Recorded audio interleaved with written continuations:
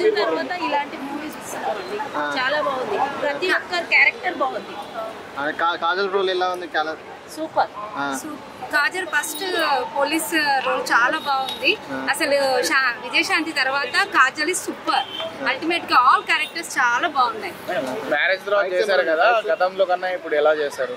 చాలా బాగా చేశారండి. ఆఫ్టర్ మ్యారేజ్ కూడా సేమ్ లెవెల్లో సేమ్ ఉన్నారు కాజల్ గారు.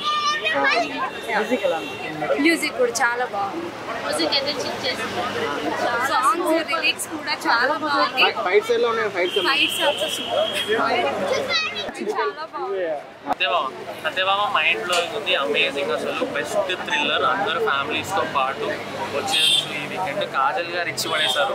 కాజల్ గారు తప్ప చాలా సపోర్టింగ్ క్యారెక్టర్స్ కూడా ఉన్నాయి, కొత్త యాక్టర్స్ అంకిత్ కుయాని, ప్రజ్వల్ యాదవ్ అని అందరూ లైక్ జస్టిస్ చేశారు వాళ్ళ రోల్కి. నవీన్ చంద్ర గారు ఆల్సో అమేజింగ్.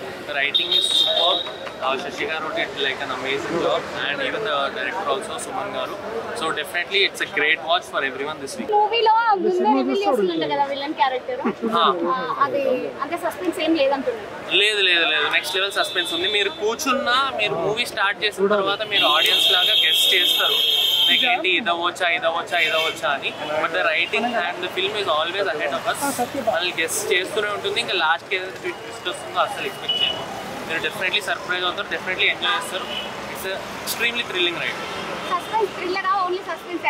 థ్రిల్లర్ కూడా అనుకోవచ్చు. ప్రతి సెకండ్ మీరు ఇట్లా గెస్ట్ చేస్తూనే ఉంటారు, ఏం జరిగిపోతుంది ఎక్సైట్.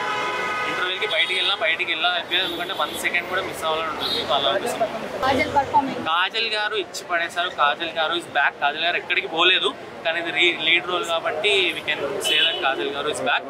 బట్ కాజల్ గారితో పాటు all the other characters in the film or also amazing. కూడా చాలా బాగా ఓరియంటెడ్ మూవీ కానీ డ్రగ్స్ గురించి నాకు చాలా బాగా చూపించారు.